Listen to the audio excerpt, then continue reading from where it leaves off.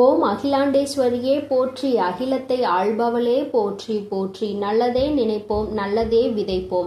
அம்மன் அருள்வாக்கு குழந்தைகளுக்கு இந்த அம்மன் தாயின் ஆசீர்வாதங்கள் எப்பொழுதுமே முழுமையாக கிடைக்கும்.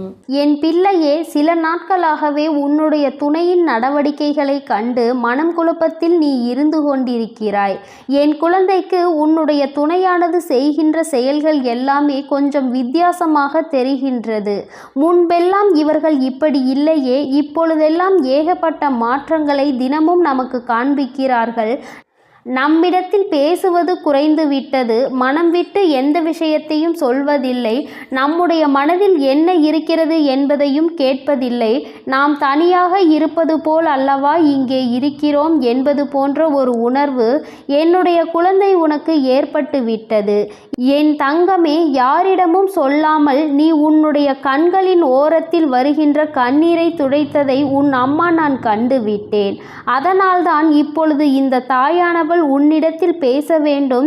உன் வாழ்க்கையில் உன்னை சுற்றி நடப்பது பற்றி என்னவென்று உன்னிடம் சொல்லிவிட வேண்டும் என்று வந்திருக்கிறேன். உன்னுடைய சந்தேகத்தில் உண்மையாகவே நியாயம் இருக்கிறது. ஏனென்றால் அவருக்குள் மாற்றம் ஏற்பட்டது உண்மைதான். ஆனால் அது மற்றவர்களால் ஏற்பட்டதா அல்லது வேறு யாரேனும் அவர் மனதை கெடுத்து விட்டார்களா என்பது போன்ற உன்னுடைய குழப்பங்களுக்கு இன்று தெளிவான பதிலை தான் உன் அம்மா கொண்டு வந்திருக்கிறேன். என் தங்கமே, நீ நம்பினாலும் நம்பாவிட்டாலும் அம்மா சொல்வது மட்டும்தான் உண்மை என்பதை நீ புரிந்து கொள்ள வேண்டும். என் குழந்தையே, அம்மா சொல்கின்ற விஷயம் இரண்டு விதமான குணங்களை கொண்டவர்களுக்கு வித்தியாசமானது. என் தங்கமே, ஒருவேளை அவர்களினுடைய நடவடிக்கைகளில் ஏற்பட்டிருக்கின்ற மாற்றங்கள் உனக்கு உச்சபட்ச மாற்றங்களாக தெரியும். ஒருவேளை வேறு யாரோடும் அவர்களுக்கு தொடர்பு இருக்கும் என்ற சந்தேகம் உனக்கு இருக்குமாயின் என் தங்கமே, அதை தீர்த்து கொள்வது மிகவும் நல்லது. அதே நேரத்தில் அவர் எப்பொழுதுமே அவரின் வேலையில் கவனமாக இருந்து கொண்டிருக்கிறார்கள். எல்லா விஷயங்களையும் சொல்வது இல்லை. அவருக்கு ஏதோ ஒரு பிரச்சனை இருக்கிறது என்பது போன்ற உணர்வு உனக்குள் இருக்குமானால் உனக்கு இந்த அம்மா சொல்கின்ற வாக்கு நிச்சயமாக புரியும். என் தங்கமே, அம்மா எதற்காக இப்பொழுது இரண்டு விதமாக பிரிக்கிறேன் என்றால், எல்லோரையும் கண்மூடித்தனமாக நம்பக்கூடாது. இங்கே யார் எப்படி நடந்து கொள்வார்கள், எப்பேற்பட்ட மனிதர்களும் எப்படிப்பட்ட சூழ்நிலைகளிலும் அவர்கள் வாழ்க்கையில் எந்த மாற்றத்தையும் நடத்தி விடுவார்கள் என்பது நாம் நன்கு அறிந்த உண்மை அல்லவா? கண்மூடித்தனமாக நம்பிவிட்டு அதன் பிறகு ஐயோ அம்மா என்று அழுது கொண்டிருந்தால் எந்த லாபமும் இல்லை. அதனால் என் தங்கமே, எதுவாக இருந்தாலும் தீர விசாரித்து விட்டு ஒரு முடிவுக்கு வருவதுதான் நல்லது. அதற்காக தான் அம்மா உனக்கு இந்த விஷயத்தை சொல்கிறேன். என் தங்கமே, உன்னுடைய துணை இன்னொருவரோடு தொடர்போடு இருக்கிறார் என்றால் அது உனக்கு நிச்சயமாக தெரிந்திருக்கும். ஏனென்றால் அவர்கள் எப்பொழுதும் யாரோடும் தொலைபேசியில் பேசிக்கொண்டே இருப்பது, அதுவும் அன்போடு பேசுவது, மற்றவர்களோடு சிரித்து பேசிவிட்டு உன்னை கண்டால் மட்டும் எரிந்து விழுவது, இது போன்ற நடவடிக்கைகள் இருக்குமாயின் அவர்களை சற்று உன்னிப்பாக கவனிப்பதோடு மட்டுமல்லாமல் சரியான ஒரு முடிவையும் நீ எடுத்துவிட வேண்டும்.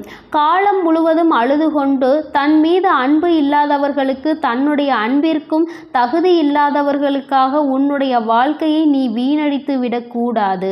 அதே நேரத்தில் நிச்சயமாக வேறு யாருடனும் அவர்களுக்கு தொடர்பு இருக்காது. என்னை தவிர அவர்கள் வேறு யாரையும் நினைக்க மாட்டார்கள் என்ற நம்பிக்கை உனக்குள் இருக்கும் பட்சத்தில் நிச்சயமாக அம்மா சொல்கின்ற இந்த விஷயத்தை நீ சரியாக புரிந்து கொள். என் தங்கமே, உன்னுடைய வாழ்க்கை துணை சில நாட்களாகவே அவர்கள் மனதில் ஏதோ ஒரு விஷயத்தை போட்டு குழப்பிக்கொண்டே இருக்கிறார்கள். அந்த விஷயம் என்ன விஷயம் தெரியுமா? அவருக்கு சில நாட்களாக ஒரு நெருக்கடி ஏற்பட்டு இருக்கிறது. அந்த நெருக்கடி பணம் சார்ந்த நெருக்கடி தான். என் தங்கமே, பணம் அதிகமாக தேவைப்படுகிறது. ஆனால் போதிய வருமானம் இல்லை. குடும்பத்தை சமாளிக்க முடியவில்லை. எப்பாடு பட்டு உருண்டு புரண்டு எழுந்தாலும் பணம் போதிய அளவில் கைக்கு வந்து சேர்வது இல்லை. அதனால் எப்படி இந்த வாழ்க்கையை நடத்துவது என்று ஒரே குழப்பம். நம்மை நம்பி இருப்பவர்களுக்கு போதிய வசதிகளை நம்மால் செய்து கொடுக்க முடியவில்லை என்ற கவலை. செல்கின்ற இடத்திலும் அங்கே ஏகப்பட்ட பிரச்சனைகள். வேலையில் மன நிம்மதி இல்லை. எங்கு சென்றாலும் பிரச்சனை. எதை தொட்டாலும் அங்கு அது சரியாக வருவது கிடையாது. வீட்டிற்கு வந்தால் சில நேரங்களில் நீ பேசுகின்ற வார்த்தைகள் அவர்கள் மனதை காயப்படுத்தி விடுகிறது. அதனால் சில நாட்களாக அமைதியாக இருக்க வேண்டும். அமைதியாக இருந்தால் மட்டும்தான் நம்மால் ஏதேனும் முடிவினை எடுக்க முடியும். நம்முடைய குடும்பத்தை காப்பாற்ற வேண்டும் என்கின்ற உணர்வோடு அவர்கள் இருக்கிறார்கள். என் தங்கமே, இப்பொழுது உனக்கு ஒரு சந்தேகம் இருந்திருக்கும். அம்மா, நீ சொல்கின்ற விஷயம் ஆண்களுக்கா அல்லது பெண்களுக்கா என்று. என் தங்கமே, இருவருமே இப்பொழுது குடும்பத்தின் பாரத்தை சுமக்க தொடங்கி விட்டார்கள். அதனால் நான் சொல்கின்ற விஷயம் இருவருக்குமே பொருந்தும் என்பதை நீ புரிந்து கொள்ள வேண்டும். குடும்பத்தில் வேலை செய்வது ஆண்கள் மட்டுமே என்று நினைக்க முடியாது அல்லவா? அவர்களுக்கு சமமாக பெண்களும் இப்பொழுது உழைக்க தொடங்கி விட்டார்கள். குடும்பத்தின் பொறுப்பை அவர்களும் தூக்கி சுமக்கிறார்கள். அதனால் அம்மா சொல்வது இருவருக்குமே பொருந்தும். ஆண் குழந்தையாக இருக்கும் பட்சத்தில் தன்னுடைய துணை என் மீது நிச்சயமாக ஏதேனும் சந்தேகம் இருக்குமாயின் அதற்கு இந்த விஷயம்தான் பொருந்தும். பெண் குழந்தையாக இருக்கும் பட்சத்தில் தன்னுடைய கணவனின் நடவடிக்கைகளில் சந்தேகம் இருக்குமானால் அவர்களுக்கும் இதுவே பொருந்தும். என் தங்கமே, அதனால் யாரையும் இங்கு பிரித்து பார்க்க வேண்டாம். எல்லோருடைய வாழ்க்கையிலும் பிரச்சனைகள் மட்டுமே வேறு தவிர பிரச்சனைகள் இல்லாதவர்களின் வாழ்க்கை என்று எதுவும் இல்லை என்பதை நீ புரிந்து கொள்ள வேண்டும். என் தங்கமே, குடும்பத்தின் சூழ்நிலையை புரிந்து கொண்டவர்கள் ஒருபோதும் தன்னுடைய நிலையில் இருந்து தவற மாட்டார்கள். வேறு உறவை நாடி செல்ல மாட்டார்கள். அதில் என்ன சந்தோஷம் இருக்க போகிறது? தன்னுடைய குடும்பத்தை, தன்னை சார்ந்தவர்களை, தன்னை நம்பி இருப்பவர்களையும் காப்பாற்றுவதுதானே அவர்களின் தலையாய கடமையாக இருக்க போகிறது. என் தங்கமே, அதனால் உனக்கு அந்த சந்தேகம் ஒரு நாளும் தேவை கிடையாது. உன்னையும் உன்னுடைய குடும்பத்தையும் எப்படி தூக்கி சுமக்க போகிறோமே என்ற மனபாரத்தை உள்ளே வைத்து கொண்டுதான் அவர்கள் இறுக்கமாக இருந்து கொண்டிருக்கிறார்கள். வாய்விட்டு பேச வேண்டும் என்று நினைத்தால் உன்னுடைய கருத்து ஒன்றாகவும் அவருடைய கருத்து வேறாகவும் அல்லவா இருக்கிறது. அதனால் அவருக்கு ஏற்றாற் போல நீ பேசி அவருடைய மனநிலையை உன்னுடைய வழிக்கு கொண்டு வர வேண்டும். வாழ்க்கையில் என்ன பிரச்சனை இருந்தாலும் இரண்டு பேரும் சேர்ந்து சமாளித்து கொள்ளலாம். நீங்கள் மட்டும் உங்களுடைய மனதில் இருக்கின்ற எண்ணங்களில் இறுக்கமாக வைத்திருக்க வேண்டாம். எதுவாக இருந்தாலும் பேசிக்கொண்டு அதற்கான தீர்வினை இருவரும் சேர்ந்து முடிவெடுக்கலாம் என்று ஆறுதல் வார்த்தைகளை அமைதியாக உட்கார்ந்து பேச வேண்டுமே தவிர சந்தேகத்தோடு ஒரு நாளும் அவர்களை பார்க்க கூடாது. உன்னுடைய கனிவான வார்த்தைகள் ஒருவேளை தவறாக செல்ல நினைத்தாலும் கூட அவர்களை நல்ல வழிக்கு அழைத்து கொண்டு வந்துவிடும்.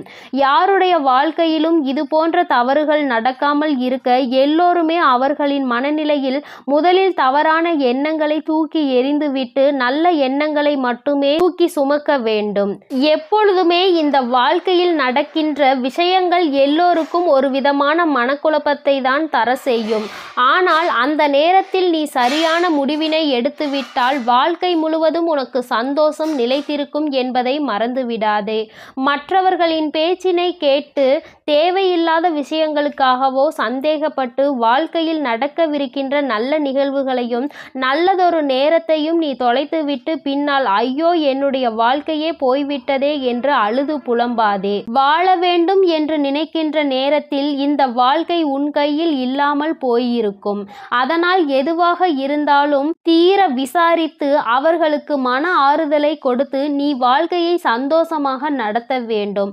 அம்மா சொல்வது மட்டும்தான் வாழ்க்கைக்கான யதார்த்தமான உண்மை என்பதை நீ புரிந்து கொள். யாரிடத்திலும் எந்த விஷயத்தையும் உன்னுடைய வாழ்க்கைக்கான அறிவுரையாக கேட்டு பெறாதே. அதிலும் குறிப்பாக உன்னுடைய துணையின் நடவடிக்கைகளை மற்றவர்களிடத்தில் பகிர்ந்து கொள்ளாதே. ஏனென்றால் மற்றவர்களுக்கு அது வேடிக்கையாக இருக்கும். ஒருவர் 2 பேரிடத்தில் சொல்வார்கள், 2 பேர் 4 பேரிடத்தில் சென்று சொல்லி சொல்லி கடைசியில் அந்த விஷயம் உன்னுடைய துணையின் காதுக்கே வந்து சேர்ந்துவிடும். மேலும் மேலும் பிரச்சனைகள் தான் அதிகரிக்குமே தவிர ரகசியம் என்ற ஒன்றை நமக்குள் இல்லையே என்று மனவேதனை ஏற்பட்டுவிடும். அந்திடத்தில் எல்லாவற்றையும் புரிந்து நடந்து கொண்டால் உன் வாழ்க்கை எப்பொழுதும் சந்தோஷமாக மட்டுமே இருக்கும். என் அன்பு பிள்ளைக்கு இந்த அம்மன் தாயின் அன்பும் ஆசீர்வாதமும் முழுமையாக கிடைக்கும். ஓம் அகிலாண்டேஸ்வரியே போற்றி, அகிலத்தை ஆள்பவளே போற்றி போற்றி.